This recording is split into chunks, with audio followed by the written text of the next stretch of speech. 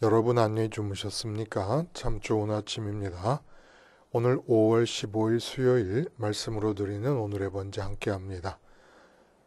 어제 이어서 다니엘서 2장 하반부를 같이 봅니다. 25절에서 49절까지 먼저 31절에서 35절을 읽습니다.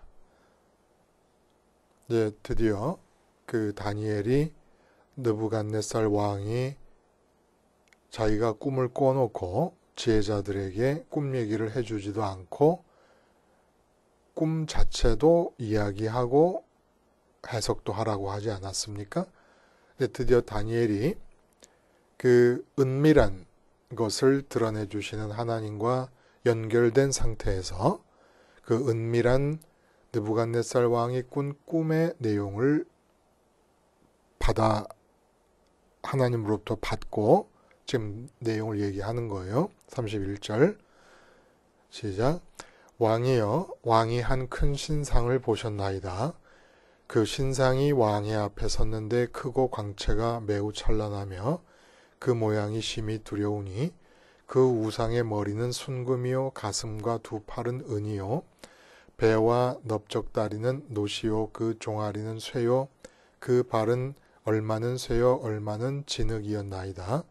또 왕이 보신즉 손대지 아니한 돌이 나와서 신상의 쇠와 진흙의 발을 쳐서 부서뜨리매 그때 쇠와 진흙과 놋과 은과 금이 다 부서져 여름 타작마당에 겨같이 되어 바람에 불려 간 곳이 없었고 우상을 친 돌은 태산을 이루어 온 세계에 가득하였나이다. 그리고 이렇게 돌 하나가 나타나서 신상을 부서뜨리고 태산을 이루어 온 세계에 가득하였다라고 하는 이 내용에 대한 그 해석을 44절부터 45절에 합니다. 이 두 절을 또 읽어보겠습니다. 44절 45절. 이 여러 왕들의 시대에 하늘의 하나님이 한 나라를 세우시리니 이것은 영원히 망하지도 아니할 것이요 그 국권이 다른 백성에게로 돌아가지도 아니할 것이요 도리어 이 모든 나라를 쳐서 멸망시키고 영원히 설 것이라. 손대지 아니한 돌이 산에서 나와서 쇠와 놋과 진흙과 은과 금을 부서뜨린 것을 왕께서 보신 것은 크신 하나님이 장래일을 왕께 알게 하신 것이라. 이 꿈은 참되고 이 해석은 확실하니이다 하니. 거기까지만 읽었습니다. 오늘 우리가 함께 읽은 말씀 중심으로 나는 지금 가치의 환각 상태다 라는 제목의 하나님 말씀 증거합니다. 나는 지금 가치의 환각 상태다. 여러분, 질문을 시작하면서 말씀을 함께 해봅니다. 희노애락의 감정 중에 지금 여러분은 그 즐거워하고 기뻐하고 또 분을 내고 그리고 슬퍼하고 그리고 즐거워하는 이 네 가지 감정 중에서 어느 감정에 지금 속해 계십니까? 기뻐하든지 화를 내고 있든지 슬퍼하든지 즐거워하든지 여러분이 지금 여러분 자신을 볼 때 여러분에게 임해 있는 그 감정의 상태는 환각 상태입니다. 환각 상태. 우리가 마약을 하게 되면 환각에 빠지지 않습니까? 골방에서 마약을 먹었는데 시원한 바람이 부는 파도 소리 들리는 바다에 와 있는 것처럼 느낍니다. 답답한 지하실에서 마약을 지금 먹었는데 푸른 창공을 나르는 구름 위를 날아가는 새와 같은 느낌을 갖게 됩니다. 이게 환각이에요. 그렇죠? 근데 여러분이 이런 마약을 먹지 않았고 나는 말짱한 정신으로 살고 있다. 근데 지금 나는 슬프다. 그러면 그 슬픔이 환각이라는 겁니다. 마약을 먹었을 때 나타나는 것 같은 환각이에요. 아이가 대학 입학 시험을 쳤는데 원하는 대학에 못 들어갔다. 그래서 마음이 슬프다. 그 슬픔이 대학을 못 들어갔다는 사실에 입각해 있는 말짱한 정신의 감정 같으지요? 아닙니다. 환각이라는 겁니다. 환각. 이런 환각을 일으키는 내용이 뭡니까? 이게 바로 가치라는 거예요. 가치. 가치가 올바른 것이면 괜찮겠는데 이 가치가 잘못된 착각이니까, 가치 자체가 환상이고 착각이니까 이 가치로 인해서 주어지는 감정들, 그러니까 가치로 인해서 주어지는 감정이 뭡니까? 가치에 의해서 좋고 나쁨의 판단이 생깁니다. 내게 좋다, 내게 나쁘다라는 판단이 생겨요. 그 좋고 나쁨의 판단에 의해서 감정이 좌우되고 있지 않습니까? 그러니까 가치들이 좋고 나쁨의 판단 기준이 되고,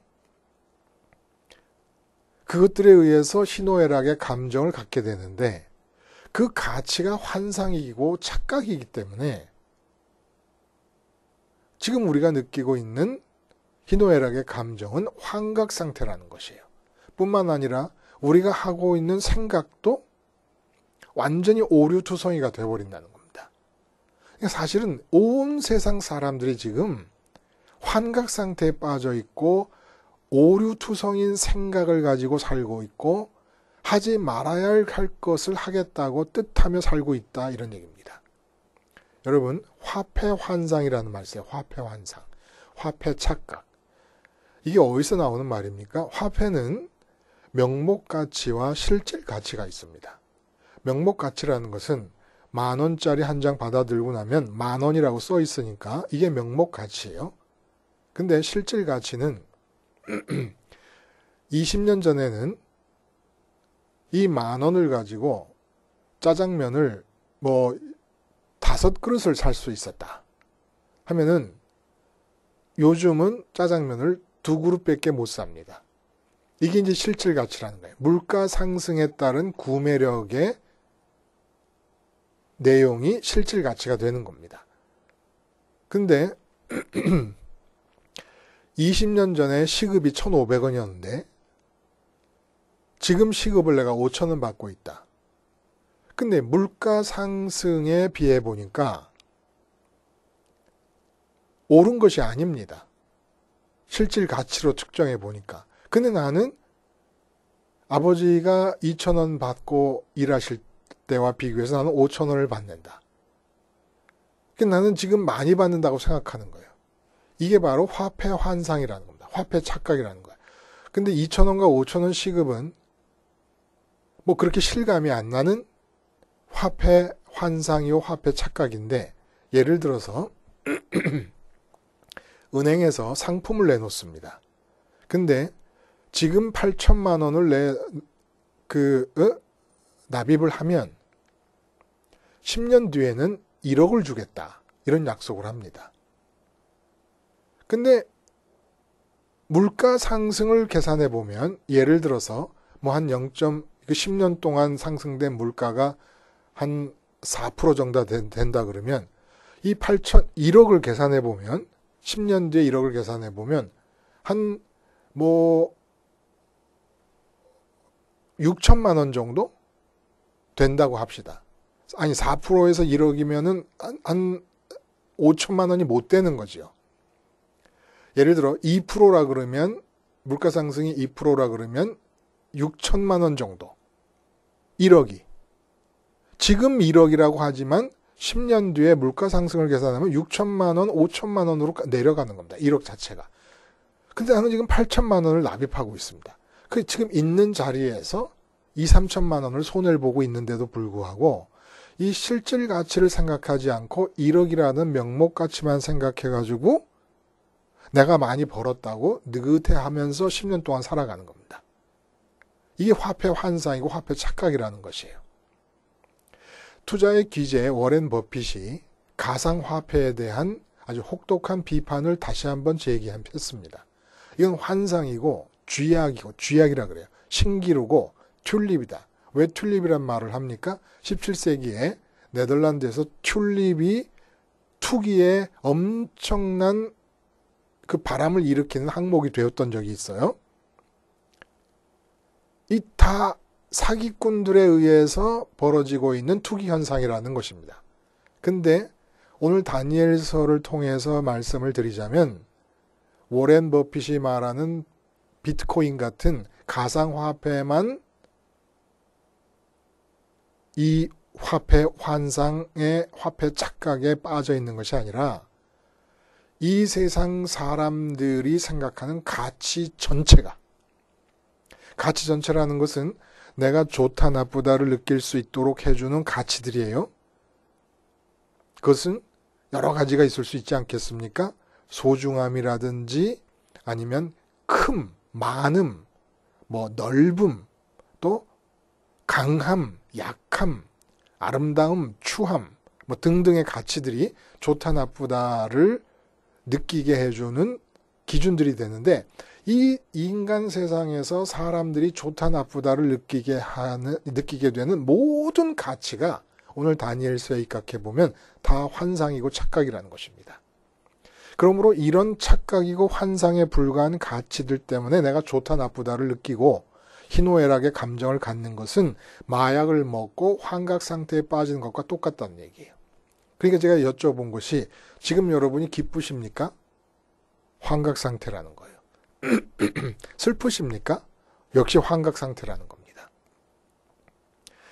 그러면 참된 가치란 무엇입니까? 참된 가치. 참된 가치는 참되게 나를 채워주고 만족하게 해주고 기쁘게 해주는 것이 참된 가치예요.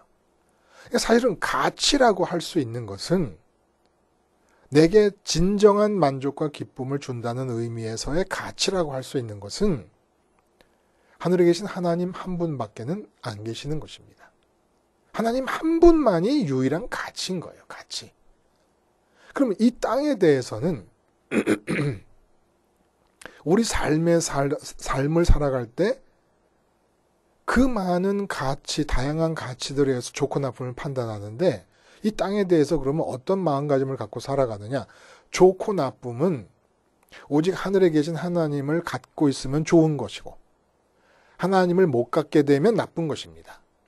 그리고 이 세상에 대해서는 좋다 나쁘다의 판단을 가지고 살아가며 좋다 나쁘다의 판단을 위해 많은 가치들을 동원하며 살아가는 것이 아니라 오직 좋다 나쁘다의 유일한 근거가 되시는 하나님을 마음에 갖고 이 세상 삶에 대해서는 하나님의 뜻이 이루어지느냐 아니냐만 중요하다는 것입니다. 내가 장사해서 돈을 많이 벌었어요.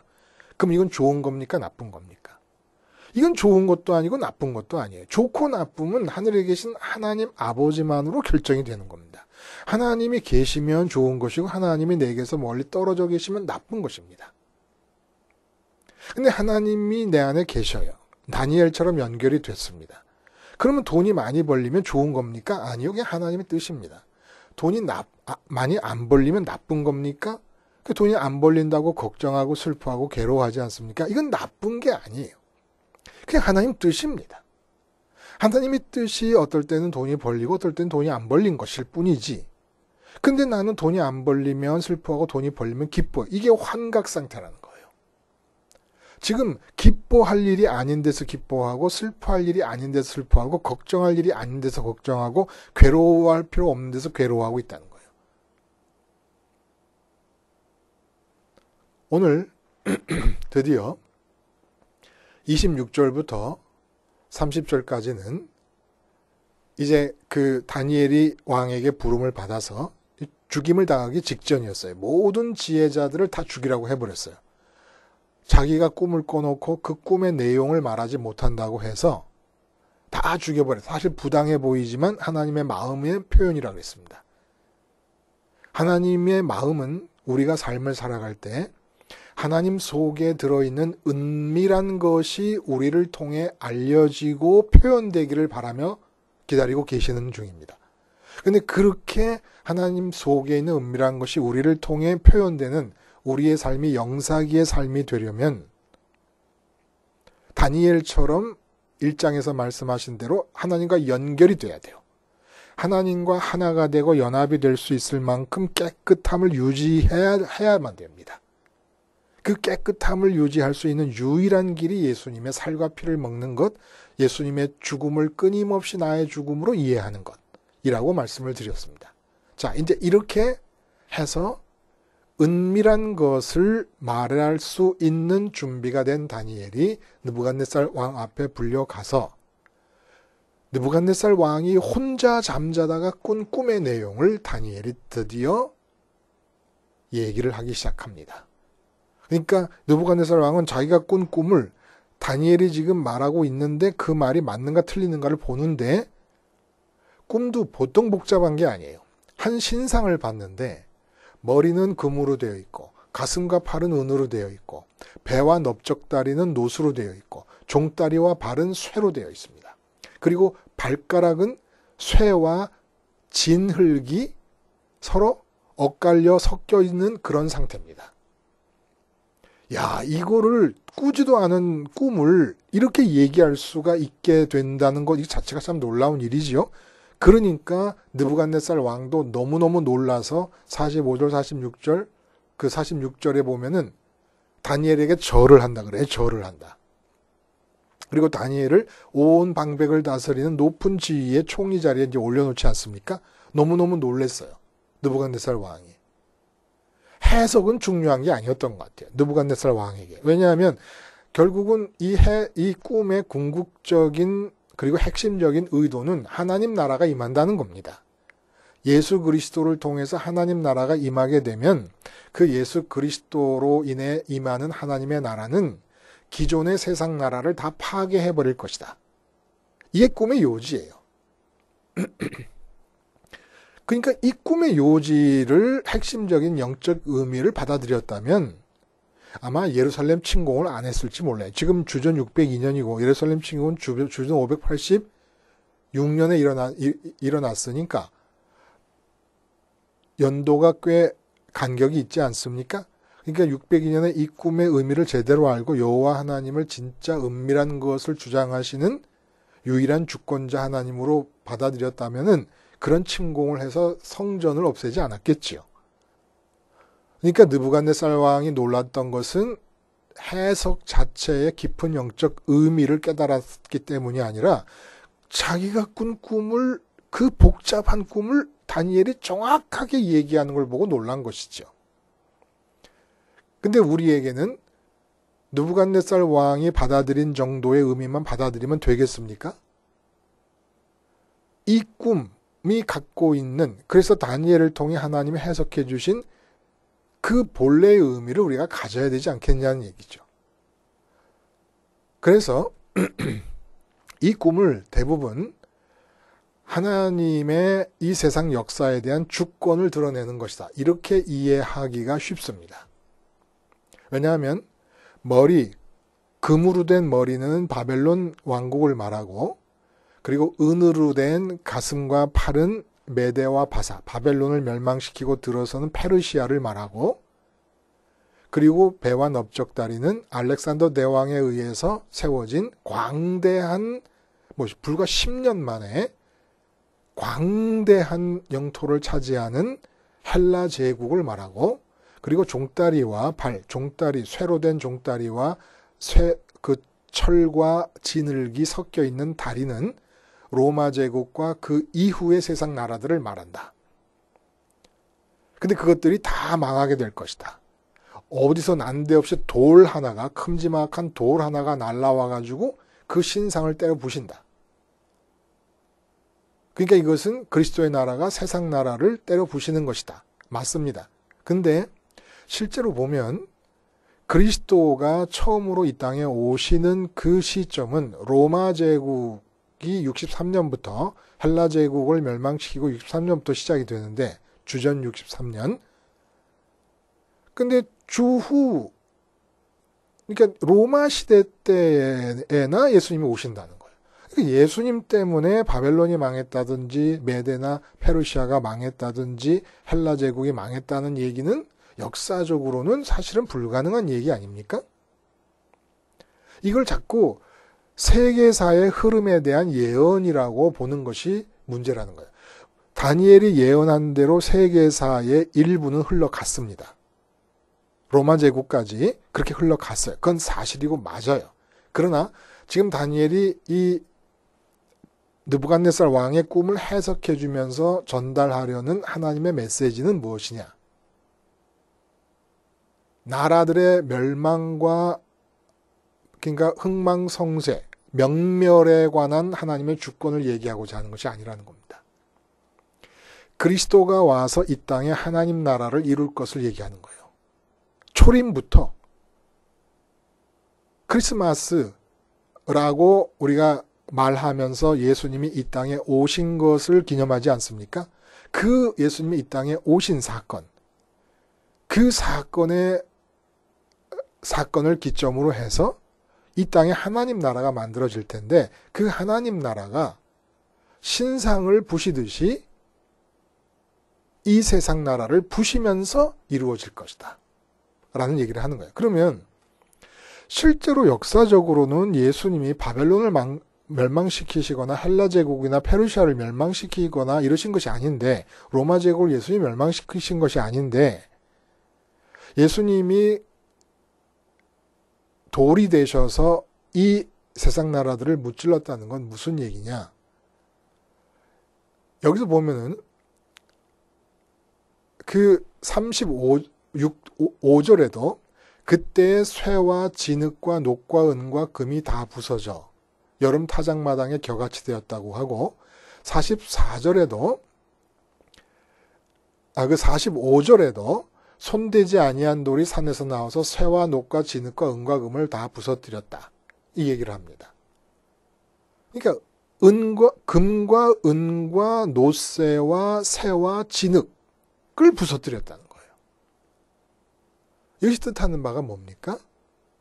바로 하나님 나라가 올 때 부서져 나가야 할 세상 나라의 핵심 의미와 가치를, 그 의미와 본질을 얘기하는, 세상 나라의 본질을. 그게 뭐냐면 금과 은과 노쇠와 쇠와 진흙으로 표현되는 가치 체계라는 거예요. 세상 나라들의 특징은 가치 체계를 갖고 있다. 신상의 모양 자체가 가치 체계를 역사적으로 일어날 세계의 역사를 지금 예견하시는 것이 아니라 예수님 재림하실 때까지 초림서부터 시작된 하나님 나라는 세상 나라를 무찔러버리고 파괴시키면서 확장돼 나갈 것인데, 그 파괴시킬 세상 나라의 본질이 뭐냐? 가치 체계라는 겁니다. 그러니까 바벨론 시대 때부터, 다니엘이 꿈을 해석하는 그 시대부터 지금 우리의 시대를 통과해서 예수님이 오실 미래까지 세상 나라는 모두가 다 이 신상으로 표현되는 가치 체계를 가지고 살아갈 것이라는 겁니다. 근데 예수님께서 오시면 이 가치 체계를 무너뜨릴 것이라는 거예요.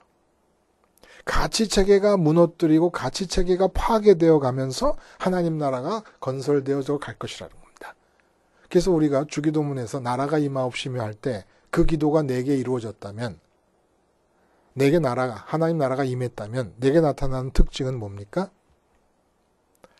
이 느부갓네살 왕이 꿈에서 본 이 신상으로 상징되는 이 세상에서 배운 가치 체계가 완전히 파괴되어 버린 상태, 타작마당에 바람에 나는 겨와 같이 날아가 버린 상태가 하나님 나라가 임한 상태라는 것을 말씀해 주고 있는 거예요. 그럼 이 가치 체계가 뭘까요? 좀 더 자세히 살펴보면 머리가 금을 나타낸다 그랬어요. 바벨론을 상징한다. 근데 이 바벨론이다, 페르시아다, 헬라 제국이다, 로마 제국이다, 결국은 망해버릴 나라들로 표현된 것이 왜 그렇습니까? 왜 망할 나라들로 가치를 표현합니까? 예수님이 오시면 나라가 망하는 것처럼 이 가치들이 망해서 없어질 것이라는 거예요. 그래서 금과 은은, 금을 얘기하고 자세히 보시면 그보다 못한 은의 나라를 얘기합니다. 그러니까 금과 은으로 얘기되는 것은 소중함, 귀중함의 가치예요. 그 소중함, 귀중함이라는 것은 재물이고 뭐 보석이고 보물이고 그런 것일 수도 있고, 나인성 과부에게는 외아들일 수 있고 각자에게 그리고 사도 바울도 예수 그리스도를 보배라고 얘기하지 않습니까? 복음을 이렇게 각자에게 소중함, 귀중함이라는 가치가 있다는 거예요. 그리고 거기에는 서열이 매겨진다는 겁니다. 금과 은이라고 하는 말이 나타나는 것처럼 소중함의 정도가 다 매겨진다는 거예요. 이런 소중함의 가치가 있고 그 다음에 노수로 상징되는 헬라 제국은 광대한 영토를 언급합니다. 본문에서. 진짜 10년 만에 광대한 영토를 얻었잖아요. 이것은 어떤 가치를 대변하고 있는 겁니까? 숫자로 표현되는 가치들. 넓다, 많다, 크다. 이런 수치로 환산되어질 수 있는 가치들을 대변하는 겁니다. 세상 나라 사람들은 전부 이 수치에 매여서 살고 있는 거 아닙니까? 사실 돈이라는 것도 이 수치와 연관되어진 가치죠. 그 마지막에 쇠, 로마 제국을 상징한다고 하는 이 쇠로 된 종다리는 무엇을 뜻합니까?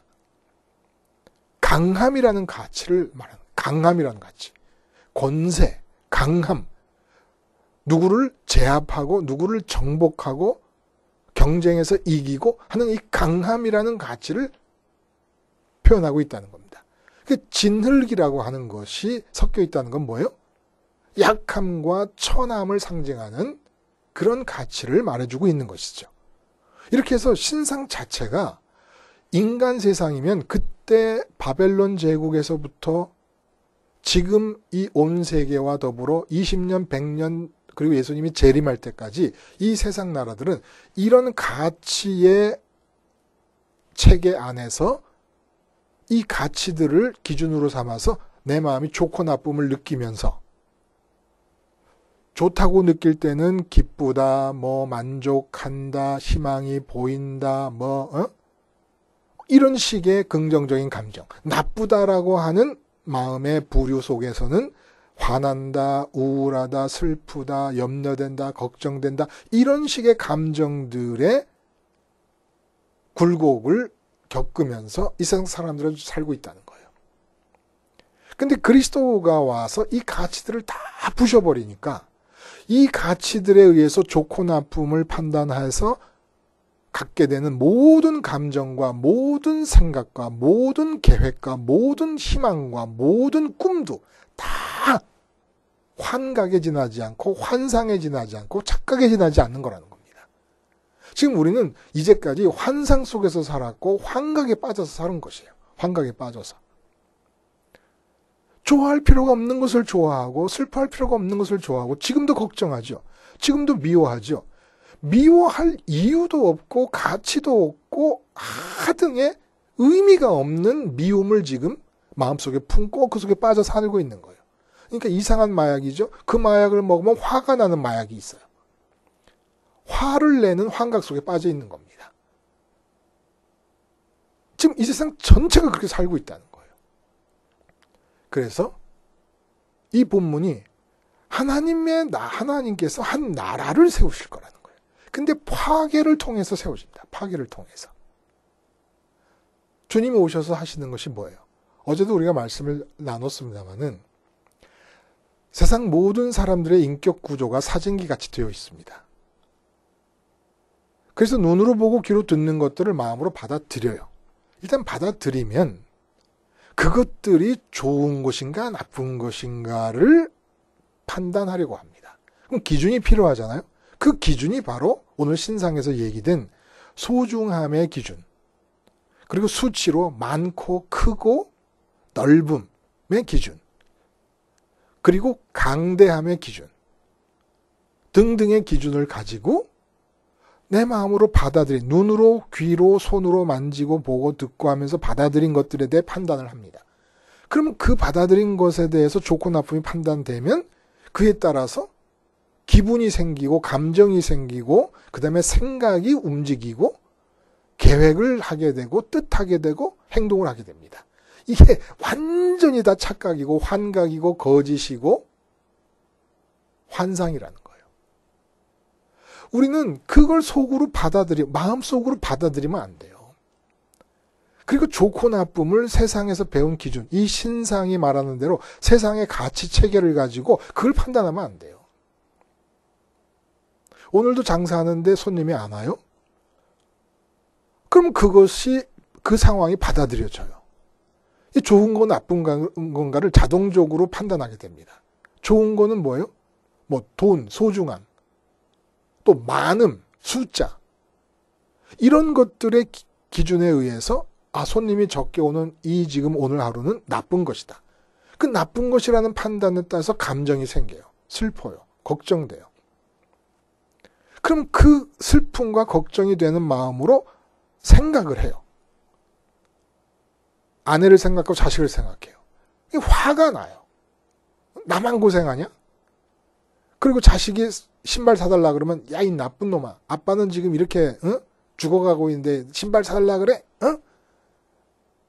아내가 또 뭐라 그래요? 신경질이 나요. 모든 게 환각이에요. 모든 게 환각인 거예요. 모든 게.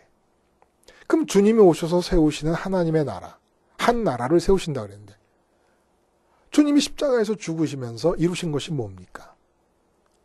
이렇게 눈으로 보고 귀로 듣고 손으로 만지는 것들을 마음으로 받아들여서 세상에서 배운 가치 기준을 가지고 그것들이 지금 그 상태나 그 물건이나 그 사람이나 그 대상이 좋은지 나쁜지를 판단하려는 한 나를 주님이 십자가에서 죽으시면서 쳐부시는 것입니다.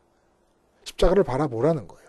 십자가를 바라보면서 죽으신 예수님이 나라는 생각을 하게 되면 내 속에 세워져 있는 이 신상, 가치 체계의 신상이 무너져 내려버리는 겁니다.